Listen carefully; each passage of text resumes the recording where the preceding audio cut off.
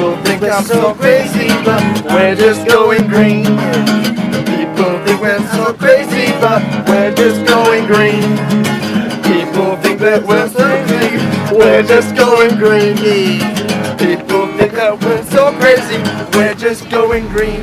And a very good afternoon, Phuket. This is Nick Anthony, and welcome to Going Green, show number 68.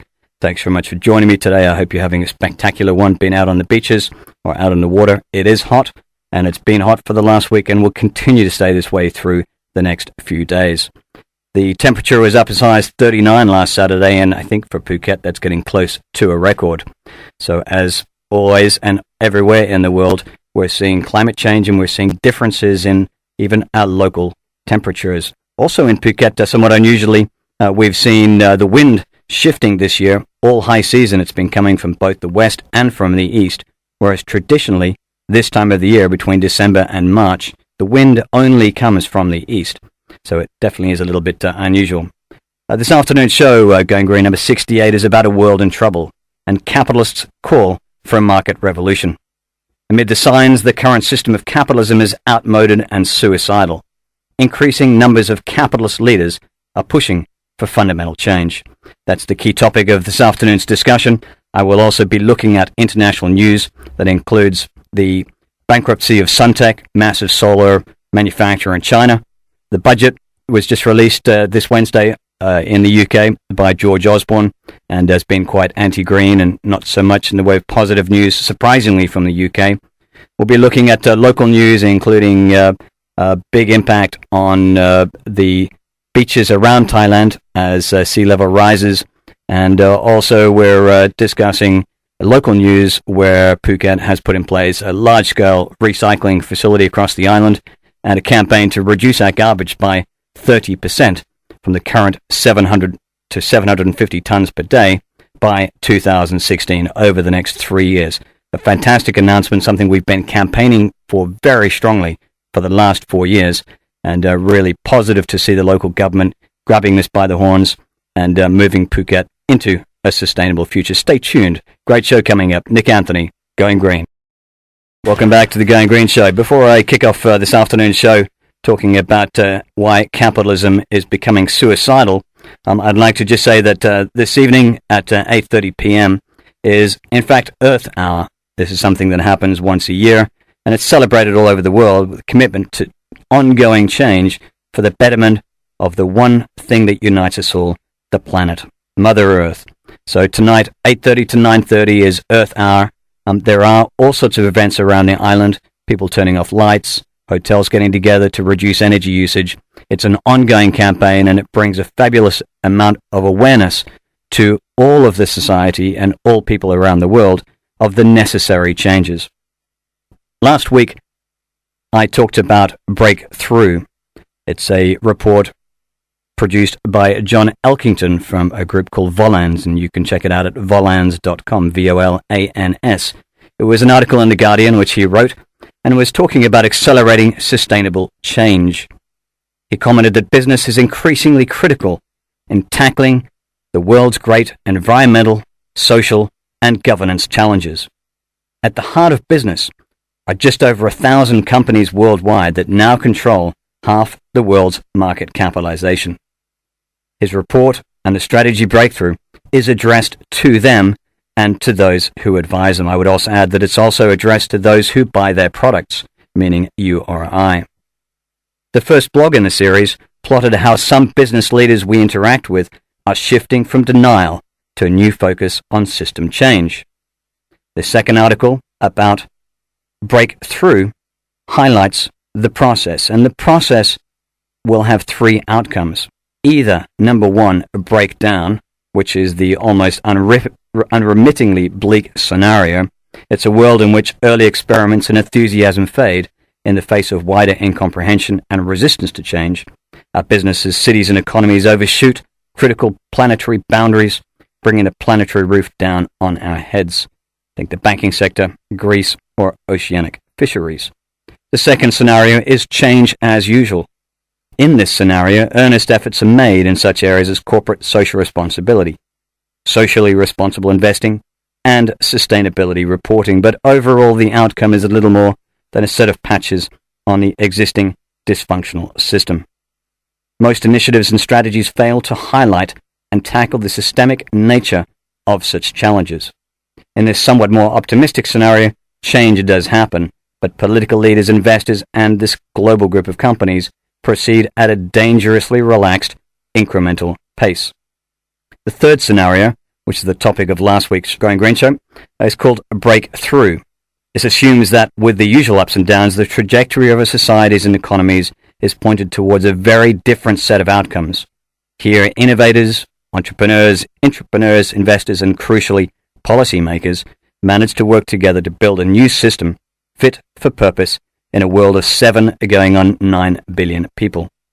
Progress is achieved through ventures that dare to set ambitious targets and then, over time, drive them through to change the market and the political systems within which they operate. Today's show, I'm talking about this next step from here. And John Elkington, who co-wrote this article this week with Susie Braun, wrote an article for CSR Wire, which I thought was very apt and is a good follow-up to this breakthrough strategy. The article was called A World in Trouble, Capitalists Call for Market Revolution. Stay tuned, I'll be back with more on Capitalism in Trouble. It's Nick Anthony. You're listening to The Going Green Show. Very good afternoon. Thanks for listening to The Going Green Show, show number 68 today. We're talking about a world in trouble and capitalists' call for a market revolution. Amid signs the current system of capitalism is outmoded and suicidal, increasing numbers of capitalist leaders are pushing for fundamental change. The world must be in real trouble if even the capitalists are beginning to call for market revolutions. Peter Backer, who's president of the World Business Council for Sustainable Development, calls for a revolution of capitalism. What he means is that markets must learn how to value and manage multiple forms of capital, including the human, social, and natural forms. Like-minded leaders include Sir Richard Branson, Paul Polman, CEO of Unilever, and Jochen Zeitz, who's the former CEO of German sportswear brand Puma. The old order is a global suicide pact. So was discussed at the Breakthrough Capitalism Forum last year, where speaker after speaker stressed that the inertia of that old economic order is now a massive constraint on the necessary system change. The system is blind to potentially existential threats, warned Jeremy Leggett, who's a leading solar energy entrepreneur. He argued that the current order is dysfunctional, almost to the point of being suicidal. Nor is he the only one to have reached this conclusion. UN Secretary General Ban Ki-moon has also stressed that our economic mindset and models increasingly look like a global suicide pact. We mined our way to growth. We burned our way to prosperity. We believed in consumption without consequences. When Superstorm Sandy hit the U.S. Eastern Seaboard, and most dramatically New York City, one of the clearest voices for breakthrough change as the scale of the damage became clear was New York Mayor Michael Bloomberg. Our climate is changing, he warned in his unexpected endorsement of President Obama just before the recent presidential election. He insisted that Sandy should compel all elected leaders to take immediate action. Unlike many leaders, however, he was able to report real progress in his home patch. Here in New York, he said, our comprehensive sustainability plan has helped us to cut our carbon footprint by 16% in just 5 years, which is the equivalent of eliminating the carbon footprint of a city twice the size of Seattle. Through the C40 Cities Climate Leadership Group, a partnership among many of the world's largest cities, local governments are taking action where national governments are not. As these issues are increasingly framed as security challenges, intelligence agencies, and among them the U.S. National Intelligence Council, the NIC, are forecasting systemic crises that sound very much like those heralded by environmentalists a few decades back. By 2030, Shell forecasts we will need 30% more water, 40% more energy, and 50% more food than today. By the same year, the NIC concludes the world will be radically transformed from our world today. By 2030, no country, whether the US, China, or any other large country, will be a hegemonic power. The empowerment of individuals, and diffusion of power among states and from states to informal networks will have a dramatic impact, largely reversing the historic rise of the West since 1750. It will restore Asia's weight in the global economy and usher in a new era of democratization at the international and domestic level. A big call. Well, breakthrough capitalists call for a finance and accounting reboot. These trends provide the context for breakthrough business leaders and market revolutions, spotlighting the work of the first wave of breakthrough capitalists. Early breakthrough initiatives seek to address the systemic nature of many of our challenges, but most are as yet experimental, fragmented and not in clear line of sight for key decision makers, often because they fail to provide short-term payoffs in terms of jobs, revenues, and taxes. Worse, emerging solutions are often fiercely contested by incumbents because they threaten their existing business models. To drive change at the level and scale now needed, breakthrough capitalists argue the need for various forms of system change, including a rebooting of the fundamental financial disciplines of economics and accounting. Stay tuned. This is Nick Anthony. Welcome back to the Going Green show number 68. Let's take a look now at some local news here on Phuket. Firstly, I had a great pleasure of joining Sean Panton and the team from SEEK at the Kamala School on Wednesday morning. They were supporting around 350 people that came from Amway, Australia. They were doing an off-site meeting and very kindly lent their hand down at the Kamala School, where they painted two of the dormitories for orphans, the girls and the boys' dormitory. They painted a couple of basketball pitches. They re-landscaped the whole front of the school and did a few other jobs, including taking down and painting the flagpole. So thank you very much to the Amway team and to Sean Panton and Kunok from SEEK, who did a great job organizing and getting the collaboration together. I must say it's a pleasure being involved with such a dynamic group of people, and amazing what a group of 350 people can cover over 3 hours. So congratulations again to the whole team, and thanks to those Aussies for coming up and lending a hand to make Phuket a better place. Kamala are also in the spotlight this week with a meeting yesterday, Friday morning, at the Kamala Orbiter's office. That was with the Kamala Green Association, the Kamala Green Club, and you can follow them on Facebook. Do click like and get their local news and help them with their beach cleanups and their overall strategy to bring Kamala into the future. Kamala is becoming a showcase now of green community involvement. Steve and the team at Endara, with also the hotels involving Paressa, the Doubletree, also all of the local resorts and hotels down there on the waterfront have got together and have put a strategy together now for the rest of this year, which involves weekly volunteer beach cleanups, involves new recycling stations which have been sponsored by the hotels and coordinated within the Orbiter's office from a lady who's got a band of merry women together, and they've been doing their bit to start with plastic recycling and now moving to full recycling facilities around Kamala. There's a new map that's going to be produced, a walking map, which will show people where those recycling stations are, and in general, doing fantastic things. So it's great to get the Orbiter involvement and support. He has been critical over the last couple of years in picking up the trash that we've been collecting from the beaches. He's also been critical in this early stage for cleaning the roadsides now twice a month before they cut the grass, and that is having a huge impact on the amount of litter that's been making its way down to the beaches. We've seen, I believe, about a 70% reduction in trash on the beaches over the last 6 months as a result of that strategy. However, we did a beach cleanup, and Richard from Rockfish and his team did Saturday morning, and Tom, one of the residents at Kamala Beach Estate, with his wife and myself, did Sunday morning, and I think collectively we picked up about 10 bags of trash. This is in a period which is generally a low period for garbage, but there was quite a bit there. So do keep vigilant these next couple of months on trash on the beaches, and if you see some garbage, please do go pick it up and get involved and make Phuket a better place. Governor Maitri, Phuket governor, last week announced a MOU with all the Tesaban, who are the town councils, and the Orbiter, who are the sub-districts on Phuket Island, to limit garbage, water pollution, and air pollution. This is a new strategy and a very positive one. The signing at the Provincial Hall was the start of a public information campaign to raise the awareness of trash control through schools, communities, and other public organizations. It's also to help people set up systems and groups to organize recycling and the reuse of garbage.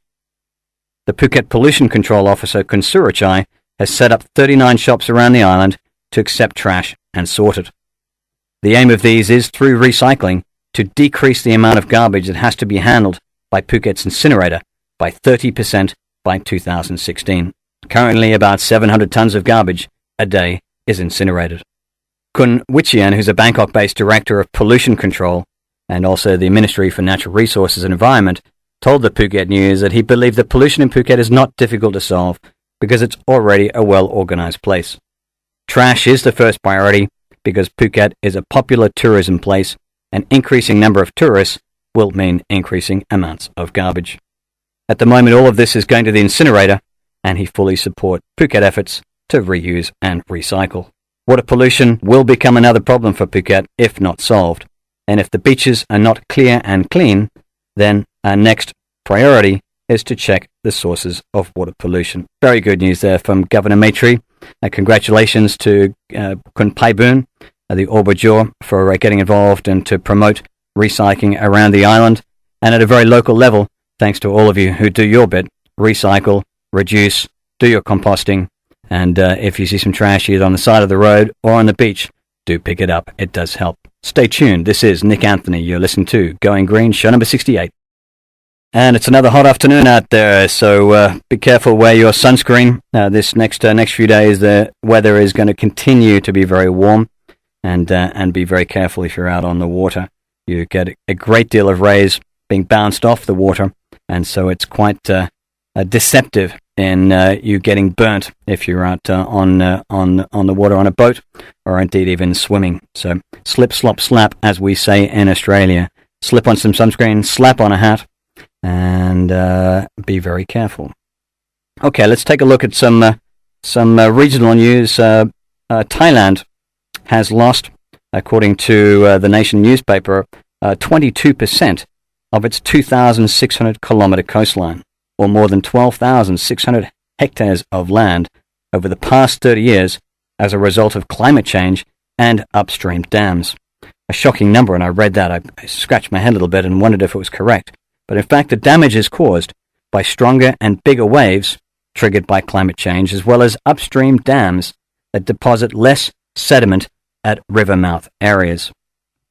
Kun Tanawat, who's the head of the Chulalongkorn University's Unit for Disaster and Land Information Studies, told The Nation.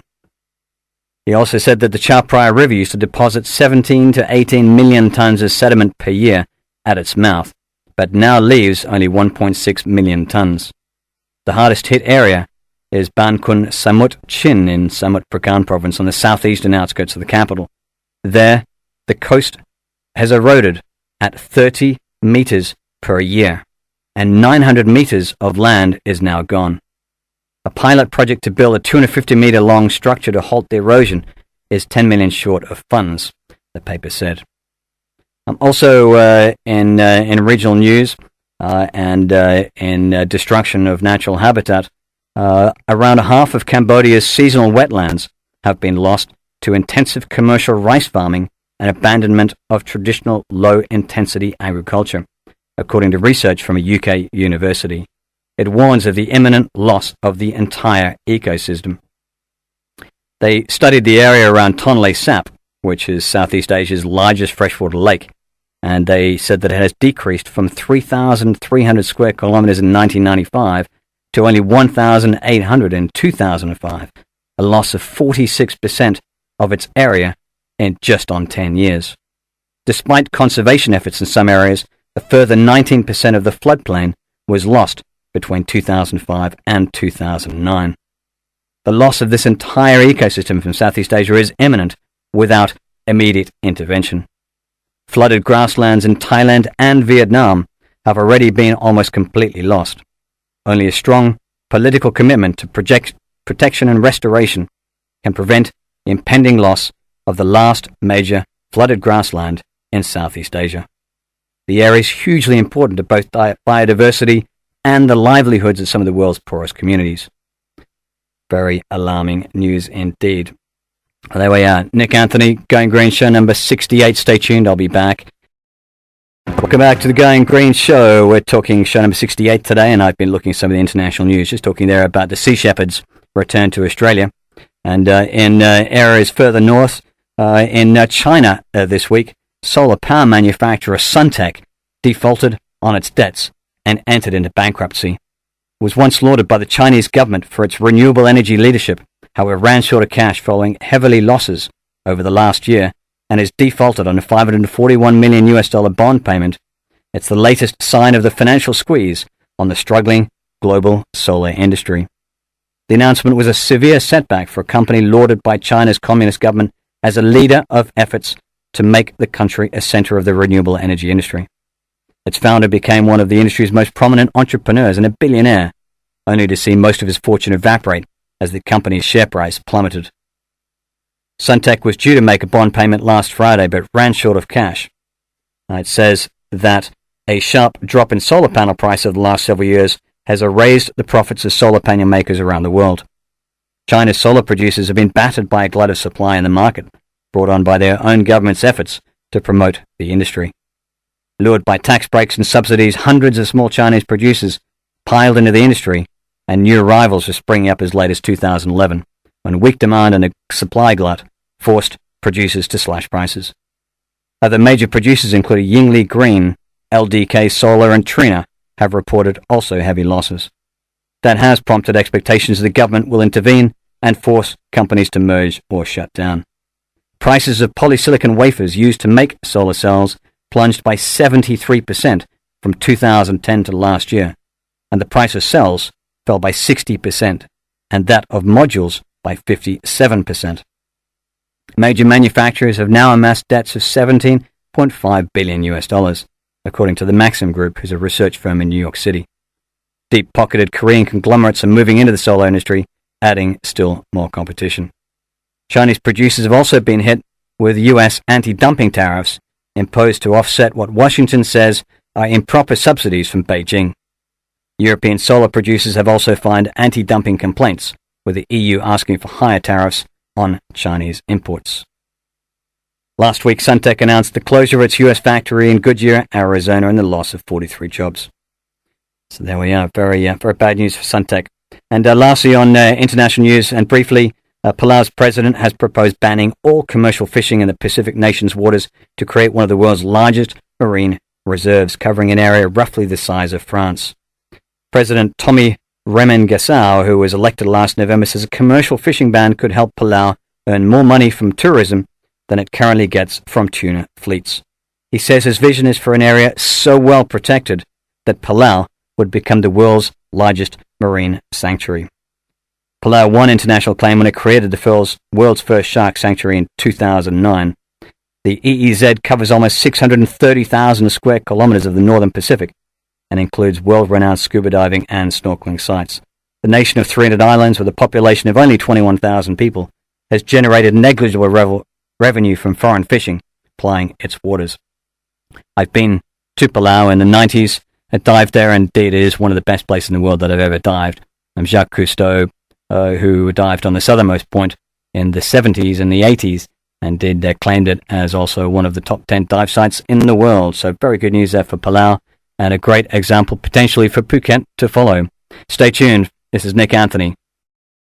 Thanks very much for listening today. I hope you've had a great show and indeed an enjoyable afternoon. Of course, here on the island, there's still more work to be done.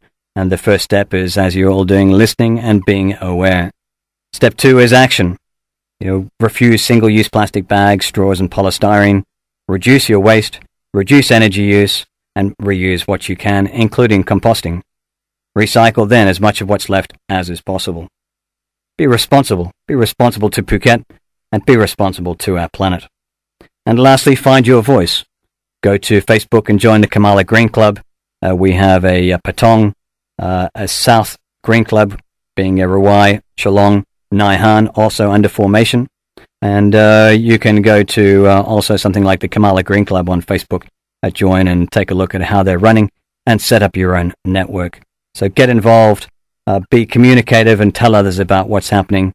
And if you can, get a few friends together, get on the beach and pick a bit of plastic before you have a swim.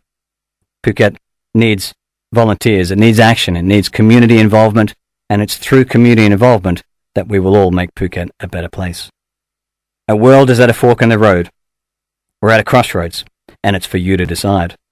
The loss of the enormous contribution of fossil fuels means that the total amount of energy available to humanity by the end of the century may be less than 1/5 of the amount we use now, and less than 1/6 the amount we will use at our energy peak a decade from now. The advance of science has enabled us to measure our impact upon the planet with increasing precision. So why are we ignoring all the science? Will our intelligence, in the end, count for nothing? Are we destined, like the elephants, tigers, and rhinos, for extinction? Are we to become the ultimate victim of our own success? And if so, when the last human falls centuries or millennia hence, will there be anyone there to hear it? Survival or extinction? We must seek for a better world. You can go to local NGO website Seek at myseek.org. There is a transcript of today's radio show, and also plenty of local information and international information about climate change, about sea level rise, about CO2, about pollution, both land and marine, and information what you can do at home, what you can do in the office, and if you're involved for the hotel, what you can do in your hotel. So do get involved and do make a change. Thanks very much for listening this afternoon. Do bear with us as we get through every Saturday afternoon, talk about international news and news that matters to us locally and internationally. Have a great weekend.